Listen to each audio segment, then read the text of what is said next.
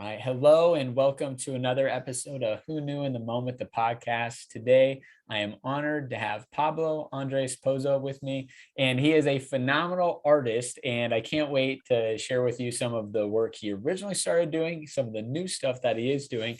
But something that I think you'll find interesting is this has always been a passion of his. And so, from a very young age, he's been working on his craft to get where he's at today. So, Pablo, thanks so much for being on. Thank you, Frederick, for the invite. Glad to be here.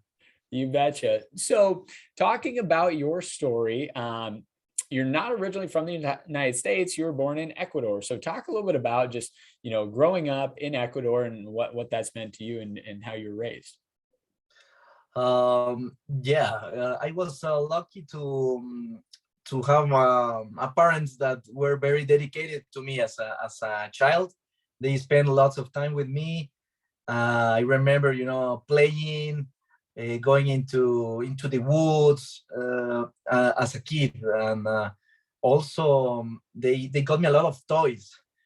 So I had a lot of toys to play when I was a kid, and I got a great time. Like my childhood is like my best memories I have, and I think that a lot of my art comes from that. And also I remember when I was like 6 years old.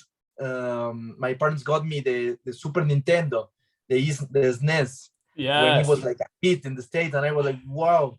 And when I connected it to when I connected and I started playing, it was like, wow, I was blown away because I could with a controller control a character, in a world, and there was music in the background, and it made a huge impact on me. I have to mention that I was always attracted to drawing. Yes. So I was the kid like that was drawing for my friends in the classroom.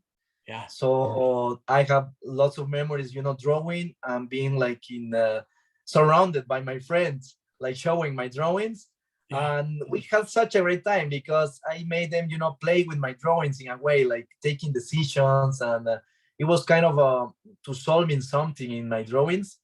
And all my friends are like, they always remember that, and they always were telling me, you have to be an artist, and they are happy for me now because it was like something that I always loved since I was a kid.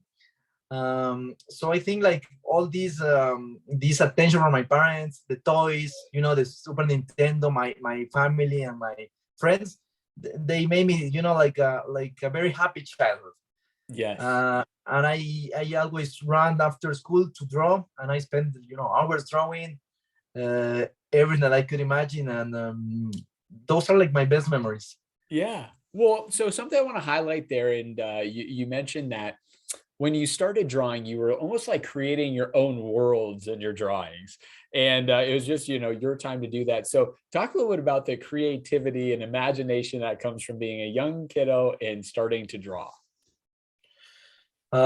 So I always was attracted into characters, into stories, into what was happening. And I remember, for example, watching a cartoon and then go to draw what I remember from it. Yeah. Sometimes I draw the same characters, sometimes the same characters, or sometimes my own characters.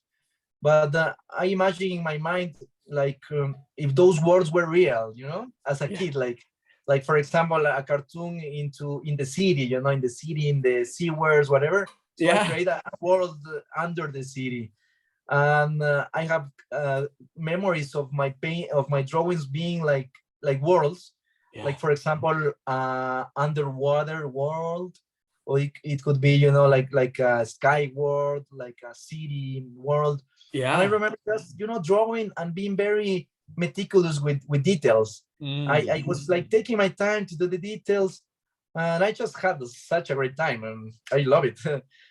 until now. Yes. So as you're growing and developing your skills, obviously in like school, you've got an art class, but was there ever a mentor for you in your younger years that really, took you alongside them and helped you own that craft? Or was it purely just spending hours and hours practicing that helped you get better at it? Well, in my free time, I just draw because I like it too. Yeah. But my parents took me to. I had a mentor which was I was lucky because my art teacher, he was very open-minded, and I remember he, for example, in the class, he told us a story, and he was like, okay, draw something about this story. Yeah. What draw the main character, draw what you imagine.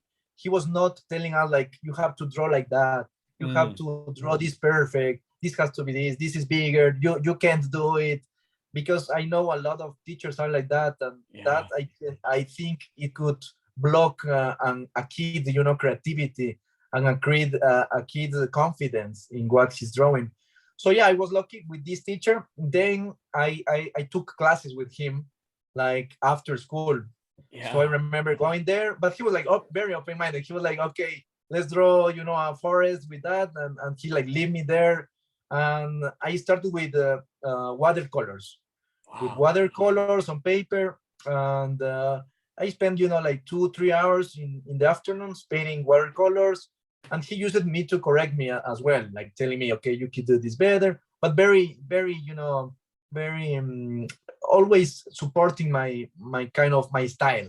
Yeah. So he was not telling me like this has to be like that. He was more like, you could maybe try this like that, and so that helped. And then I took also classes of painting bodegons, which was Okay.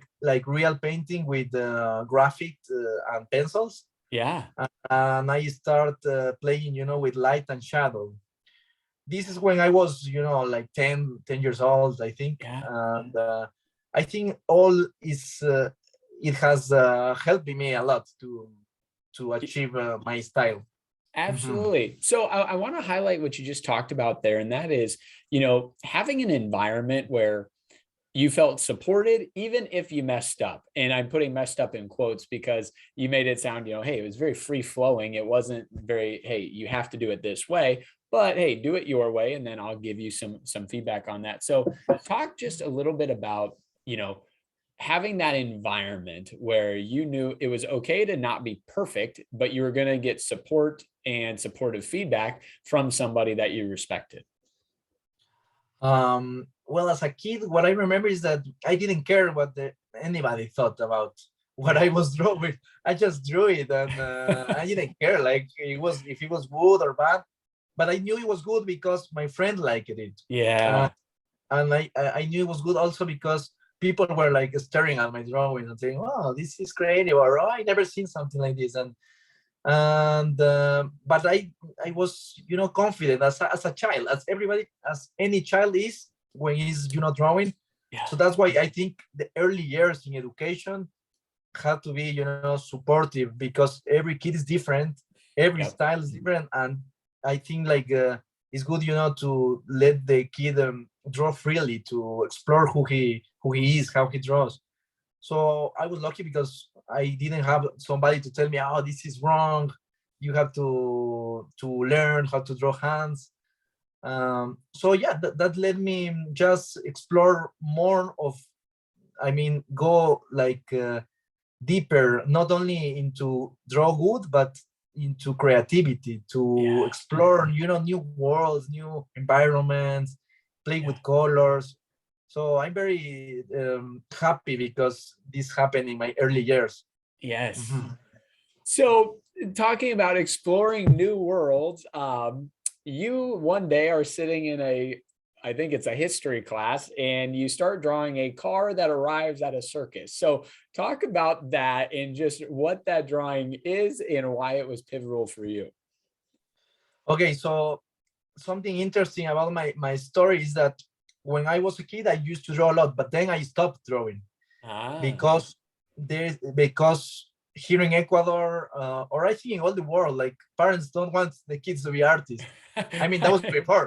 Now that there's the NFT, I mean, a lot of artists are gonna emerge. I'm yeah, sure. But back in the 90s, my parents comes from a more conservative. They are very conservative, so they are like, okay, you have to see, like, to study, to to get hired, to have a family. So I was raised like that, yeah, and I stopped drawing because I thought to myself, okay, this is not gonna work. Like, I'm not gonna make money. like the guys that make it to cartoons, they are, in the States, and maybe, I mean, I thought it was like impossible in a way. So I stopped drawing, and I entered to architecture studies, which Okay. I think is very important because I learned a lot. I learned about geometry, perspective, how to draw, deep, how to draw something inside something, because I was drawing, planes about buildings, what is inside a building, what is behind that wall. So I was 3 years in architecture. Then it was the time when I was feeling stressed. I was not happy with myself because all my friends were, like very focused in architecture, like passionate. And I was like, I don't really enjoy this. I was questioning myself. And then it was when I was 23 years old. I remember I decided to quit architecture. So it was not an easy decision because all my friends were already graduating, and Yeah. I was more than half into the career. But it was, I thought to myself, like, I don't see me as an architect 10 years in 10 years. Yeah. Yeah. So I was like, no, I have to do something else. And I was, okay, what should I do? And I remember thinking like about it, and I was like, what I love to do as a kid. And it was very easy. It was like drawing. I Yeah. always was a good drawer. And I'm like, man, should I go? Like, should I take, art classes and just go all in? And something in my gut told me like that was the right choice. Yeah.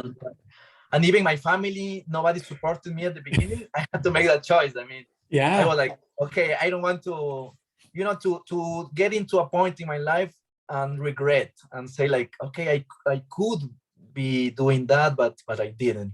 Yeah. So I said, okay, it's better later than never. Yeah. I took the decision. I traveled to Buenos Aires, Argentina, and started illustration. And I was so happy because it was drawing, it was creating what I Yeah. like. It was, stories, creating characters. It was not easy at the beginning because I haven't drawn in 10 years. Yeah. So my skills were like not so good, but I had so much passion. Yeah. And that's when that day came. So I was in history class, and I was, thinking about my childhood, like Yeah. listening to history, but thinking about my childhood, and I was wondering what style of drawing could I do, because I wanted to create a world like I used to in my childhood. Yeah. So I was thinking, but I don't know how to start a world. Like I was like, how can I start like something like Yeah. this? And I was like, damn it, and I was sketching, and suddenly this came to my mind: a circus with an underground world where Yeah. there was a giant monkey in the caves. And I was like, wow, like really? And I was like, I just drew it. I just drew it like very fast. I still have that drawing. And I Yeah. drew it very, very fast. Like I didn't care how it looked. And I was like, wow, I like this. This is kind of my childhood drawings. Yeah. And then I ran to my apartment.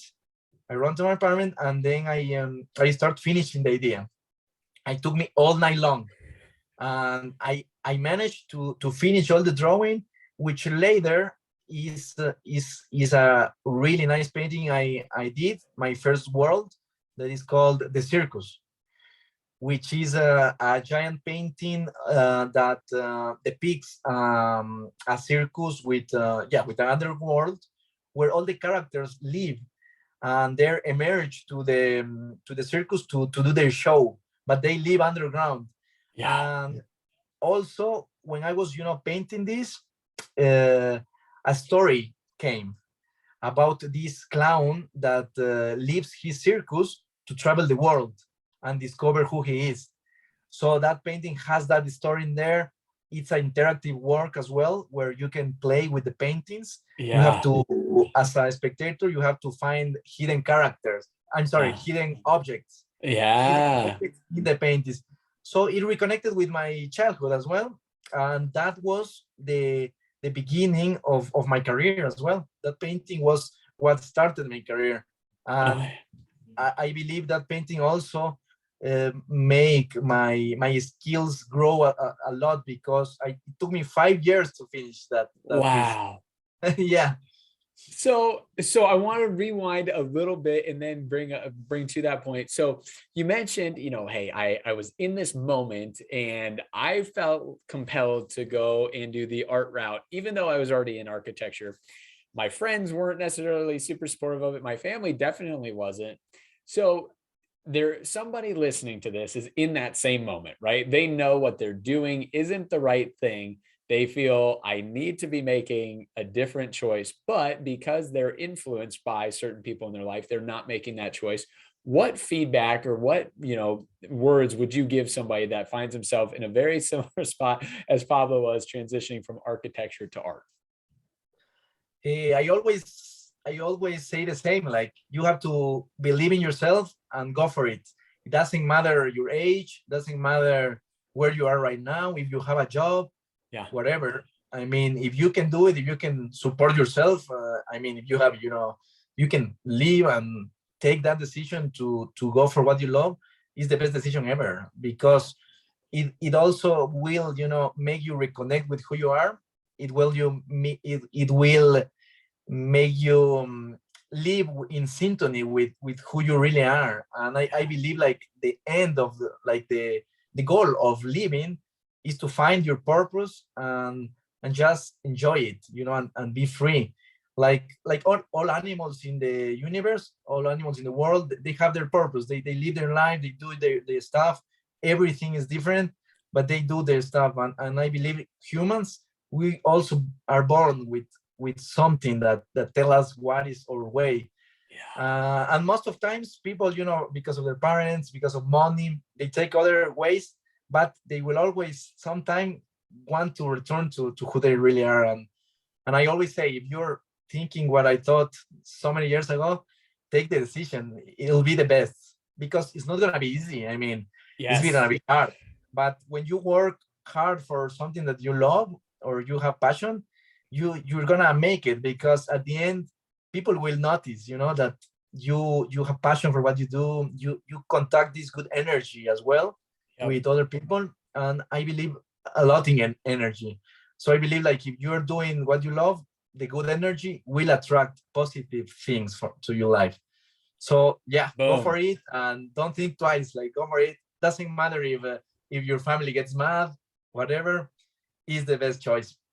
Follow your gut, your dreams. Yeah. Whoever's listening, rewind this 1 minute or a minute and a half and listen to what Pablo just said on loop for a little bit. That's so good. So I think, because I think something that you hinted at, and it's true, is if you're doing something you're passionate about, you're gonna go very hard at that, right? It's not as if you're just gonna I'll try it and paint, or draw once every couple weeks. It's like, no, this is what I'm doing now. And when you're passionate about it, you're more bought in. Totally. That's what I believe, and that's what I also I read about it, I have to say, because Yeah. when I was taking the decision, all the people that I asked, they were telling me, no, you have to finish. You have to Yeah. finish. What are you doing? You're crazy. And I was Yeah. like, really? The shit, like, why I'm feeling that? Then I was like, I took some books about, spiritual guidance, like going into who you are. And Yeah. all the books said the same. All the books, like, you have to find what you have inside of you to share with others. Yeah. So when I was reading this, I was, okay, these guys that wrote this, they have much experience that the people are telling me to continue with architecture. And based on those books, I was like, okay, no, these books, confirm what I'm feeling. Yeah. So I just, follow what was said in also these books of the spiritual journey. Yeah. Hmm. I love it. Yeah. A good piece of advice that I was given once by a mentor is, if the person doesn't have to live or deal with the results of the decision, their voice shouldn't be nearly as impactful as your voice is, right? So that's good. Exactly. And it's always your own voice, because what you Yes. do is for you also. Yep. Nobody knows what you feel, and nobody will care. I mean, what decision you take. At the end, you are the one who's gonna suffer, or you're the one who's gonna enjoy your life. That's People so good. may want, I mean, your parents want the best for you, but at the end it's your choice which is gonna make you happy for real, you know. Yeah. Well, and I think sometimes when they say they want the best for you, sometimes, and I would say my parents are probably guilty of this, sometimes that means they want you to take the safest route, right? Because they don't want anything bad to happen to you.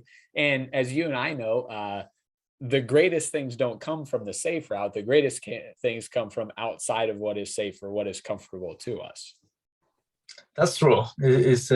I believe that's true, and that it's not easy. But as soon as you start making those steps, because everything is step by step, you Yeah. start doing those steps, and the life put the right person near to you. It's crazy how it works.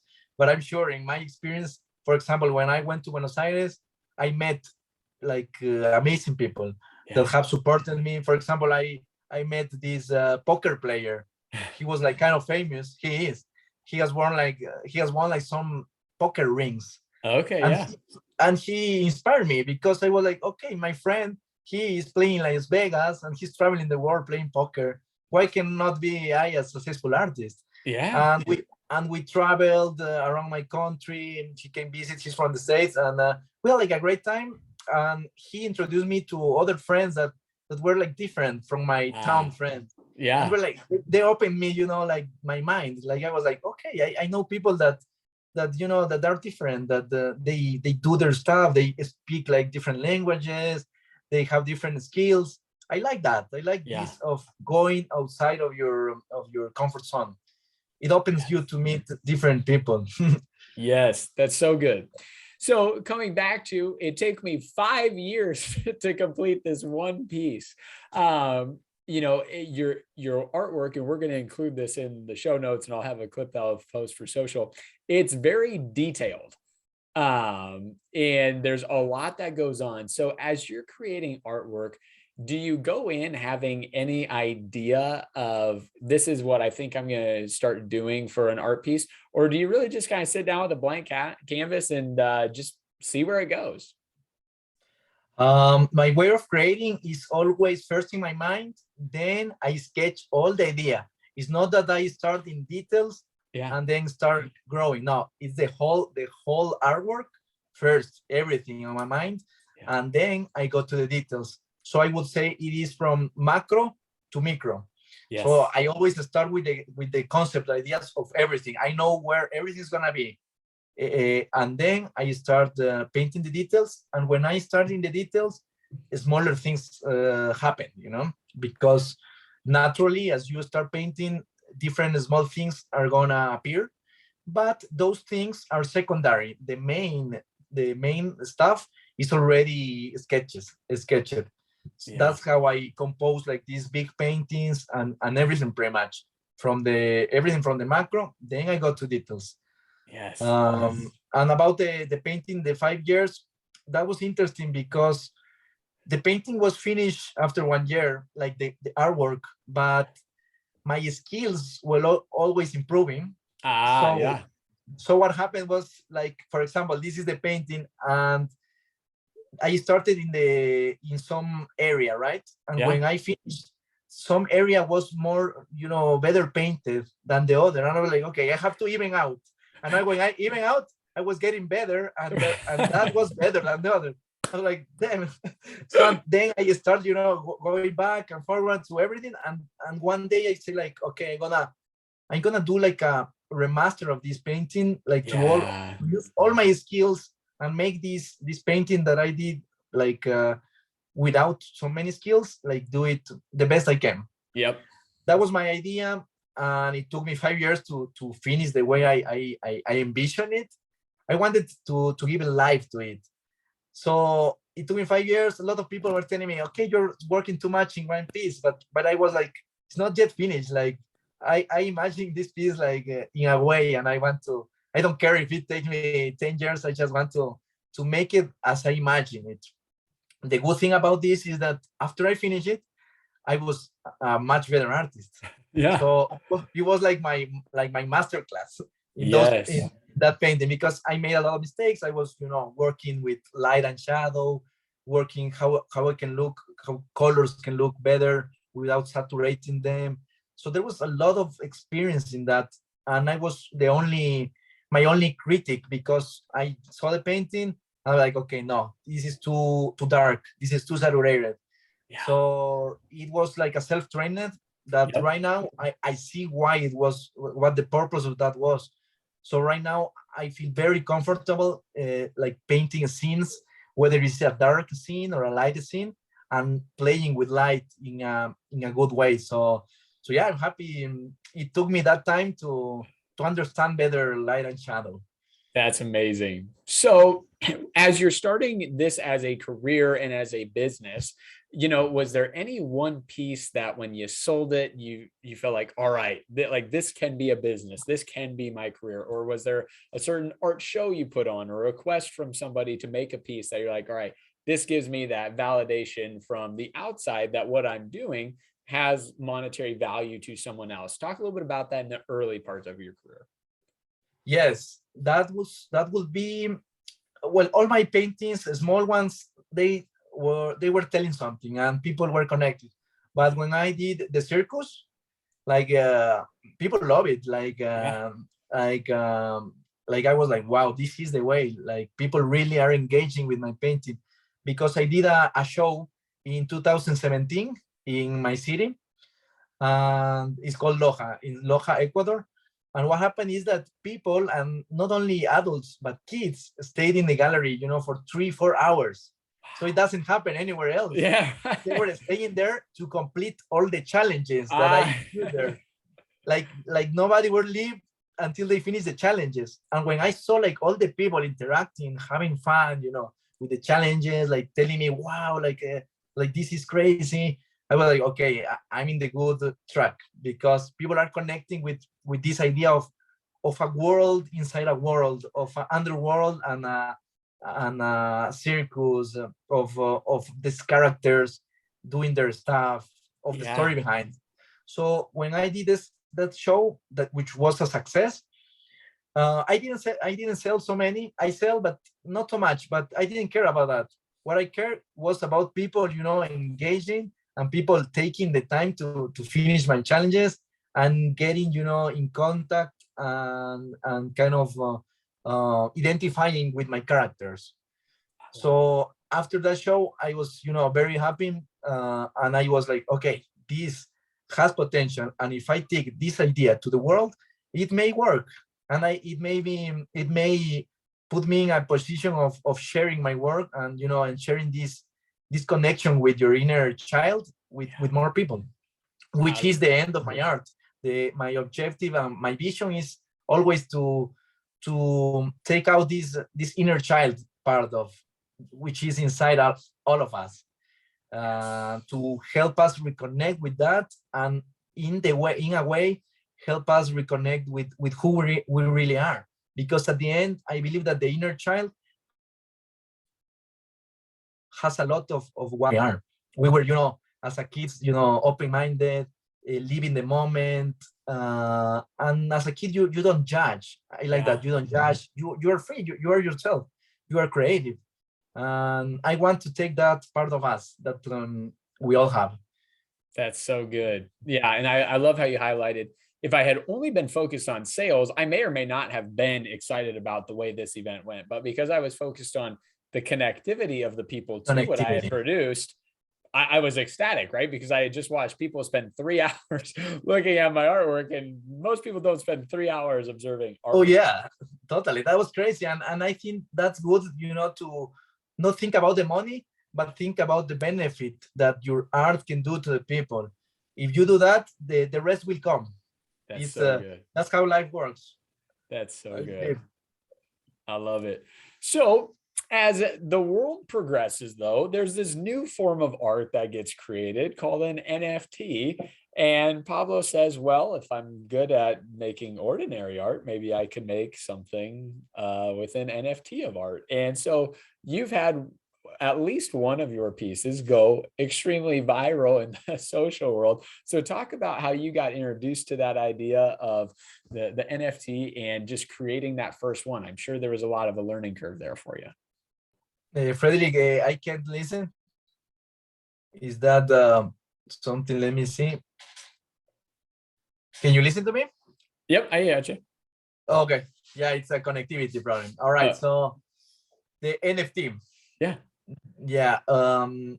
So I was in digital painting since 2016, 17, when I did my first show. Yeah. Then I were selling prints and moving into that market, but I always wanted not my paintings to be just one print, but to frame them and to treat them like real art pieces. I always was focused on that, and to have my prints very nice framed in your living room, in any place, and treat it like a fine art piece, not just like a like any print. I was very I didn't sell it, like in how can I say, like massive. I didn't do massive selling because I was not into it. I was more, for collectors. Yep. So because I like people to know me and to have this kind of connection so that they can own a piece of me, of my paintings. And then what happened is that this NFT appeared. A lot of friends were telling me like, hey, check this out. This is new and maybe you can get in. You have to do it. And at the beginning, I was like, oh, no, this is not for me. Like, I don't understand. Like, this is too complex. But then I saw this monkey or something figure like selling for millions. I was like, what the fuck? Like, I have to get in there. Yeah. I have to get in there because at the end, it's good also to make people. I think the good thing about NFT is that people can collect your work. Correct. So I was reading about NFT and I was like, okay, people can collect part of my work, and I could do like a project of collectors with with a future that could be more than just a painting or a digital art, but an experience, like a real experience in 3D, in the metaverse. Like I thought that, I imagined that, and I was like, yeah, I like this. And but I didn't want to put my circus as an NFT project, not at the beginning. I wanted to do something new, like to start fresh. So like I was like, okay, I want to do an NFT project, but I want to start fresh with a new concept. The same as circus. I was in the table of my house, like I did, like, what should I draw? And then I started drawing like a car. I'm like, okay, and then this car was in this city that was invaded by aliens, and then this was into like a bubble. It was taken by a giant gnome that was eating it into a fishbowl in a table of food. Yes. So it started like developing by itself. And like, wow, like this is it, like this is different, and this is like a new concept for me because I was painting worlds that have worlds inside. Yes. And a trip into inside, into the deepness, to see what is inside. And the good thing about NFTs is that I can play with digital paintings, different that a print, because a print is just what you see, you print it, and it's very nice. But in digital, you can play, you can create experiences, digital work that, for example, the zoom in experience. I'm like, wow, this is it. And the crazy thing is that it just came to my mind in a moment. Like I was not planning for this. I just did it, and then I just put it in OpenSea. I just made my store. Like I was like, okay, I just want to put it out there. I don't want to think too much about it. If people connect with it, fine. If not, I'll keep trying. I'll keep improving, whatever. But thanks God, it made people connect with it. It started. I remember I did my first TikTok. I did a TikTok with my little my little cousin. I have a cousin that lives in the States. She was telling me like, hey, you have to get in TikTok. Everybody's in there. Like, this is for kids. Like, maybe it's not for me. But I was like, okay, there's nothing to lose. So I did a video. I uploaded to TikTok. It was the life goes on and on. And I remember the first day was like 2,000 views, 5,000. I was like, wow, like really, people are engaging. There were a lot of people commenting, well, wow, this is great. And then I remember like days were passing, and it reached for 1 million views, 2 million, 3 million. I was like, wow, this is crazy. A lot of the attention starts coming. Xbox hired me to do a work, and it was massive, for an artist to be hired by Xbox. Yeah. Was like, wow, this is the way. And now I love TikTok, and I upload every new video there because it's a way of engaging with young people. Yep. And with the young minds, because people are not stupid. They know when something is good, and if something connects, it's gonna be viral. I mean, besides the strategy or whatever algorithm, I think that the main thing is to do something with passion and try to be yourself and share it. I did that, and thanks God, it was very like what way they were like. It connect very very very fast, and it made people wonder about these worlds inside of world. Like how do I do that? Yeah. Lots of questions like how do you do it? Like what do you use? And I was like, wow, this is a great new approach into art, and I'm happy to be one of the first to do this of worlds inside of worlds, and it's something that I always liked from my childhood. So that made me very happy because I was okay. This is like my childhood dream. Yes. So I love everything about that, right? I mean, it was to your point, when I was a kid, I enjoyed video games and I started drawing creatures, and now with the artwork you're doing, and we're going to have this video on there, but guys, I'm telling you, it is unreal. It's like, 4 or 5 completely different pieces inside of one. And when you get to the outside of it and you just see the one piece, you're like, how the heck did all that stuff happen inside of it? So no, that's amazing. Thank you. Yeah, it's something that is very new for me as well. Yeah. And I was able to achieve that using what is called the vectors, which is a painting that doesn't pixelate. So playing with vectors, if you have the imagination, you can get deep. Deep, and virtually it could be endless. So by doing this approach and combining different worlds, different situations, which I always liked. For example, in every painting I like this contrast of situations. For example, a happy situation with a dangerous situation, happy, sad, playing with emotions. So I was okay, this is a nice approach because I can make people focus in one emotion and then change to a completely different one that nobody will guess what is it. So it's very fun to see. And yeah, a way of playing with this deepness, it made me also explore my own creativity, like without boundaries. So I really enjoy doing this kind of painting. I will say more than just the 2D painting, because this takes my imagination further. There's no limits because I just want to go there into one character. I go there and I create this what's inside of him, which is a lot of has to do with my concept of our inner world. What is inside what our minds, and I believe it's also how the universe work. Because for example, you have our planet, right? Inside our planet, there we are us. Inside our brains, there's neurons. There's a lot of stuff there, and also there is the cells and the micro cells and the neurons, everything. And if you go out, you see the planets, the solar system. Then you see the galaxy. Then the galaxy is the millions of galaxies.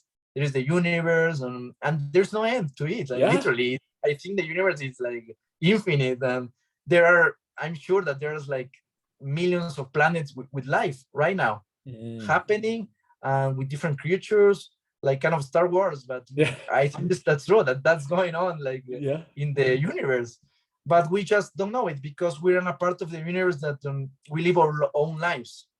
But look at in a perspective of being so big that you could see every planet. There's a lot of worlds happening, and they all happening at the same time. Right now there could be a war in the stars, or there could be, like a giant lizard going in the lake. I'm sure Yeah. that's happening, but we just don't know about it. I love I it. want in my paintings just to express that, to Yes. express that everything is connected, and that everything could be happening at the same time, and we are, just living our lives. We are in Yeah. our world, but our world is connected with something much bigger. That's so good. So Pablo, to kind of bring us full circle, then tell me a little bit about, or tell us what you're working on now and what we can expect to see coming up. You don't have to give all the details away, but talk a little bit about projects you're working on today. So I will keep working in endless bodycon project, because the idea of that project is to have lots of worlds inside the bodycon, and so more worlds will be happening inside. Uh, of course, there'll be every world will be so much different. Yeah. Like all my paintings talk about something different, and I'm very excited to tell like more stories, more mysteries in there. And what I'm thinking after is that this small table will be just like a small table in an apartment of a bigger world, So everything Yeah. that you were looking inside these little, fruits, or the spaghettis or the fishbowl, is gonna be just a small world into a vast universe. Wow. So I love this way of creating of a world inside of worlds, and I'm gonna keep expanding it for now. But I'm not gonna stop also my other kind of painting, which is just 2D, Yeah. with like the circus one, because I have other worlds that are in process. So I'll be working in these two and try to bring people to the two experiences: Yep. digital experience and also physical, because Love I it. believe also that the physical interaction is very important. Yeah. Like being there with actual painting and interacting with it, I believe that will never get out of, that will always be important as an artist, to have like real people seeing your painting and talking to you, and just playing with my work. So I'll focus in the physical and digital worlds. I love it. Well, Pablo, I want to say thank you so much for highlighting the pivotal moments in your story. Yeah, I think it's just amazing to talk about growing up, just enjoying art and taking lessons, but then taking time off and making that tough pivotal choice to completely change where you're at in Yeah. architecture to go to art. Then your cousin saying, hey, or I think it was a cousin or maybe it was a niece that said, hey, you should try this TikTok thing out. And thank God we did that. Yeah, You're life not up brings there. all of that. Yeah, it's like when you are trying to do something, life gives you, the hint. It brings you people that tells you like, hey, try this. And you like, I believe that you cannot take it lightly, because there's a reason why this person is telling you that, and you have to, okay, maybe why not? I mean, there's nothing to lose. So yeah, so my little cousin is like, okay, you have to give me a share of everything, because I was the one that made you famous. I'm like, okay. I'm gonna give you a present good today. business owner, good business owner Oh right yeah, there. and she's like 9 years old. I love it. I love Yeah, it. Well, Pablo, you just got to promise me that, hey, as you continue to grow, we'll have an opportunity to do this in a year, 2 years, 3 years, whatever it is. So that way we can keep going through the pivotal moments that'll lead you to where you're going. of course, Frederick. Yeah, thank you for the invite. I'm happy to to share about myself, about how I learned what I do, and to share art about, with people. Very, I'm glad to be here, and yeah, I'm always open to do another talk in the future. You're the man. I appreciate it.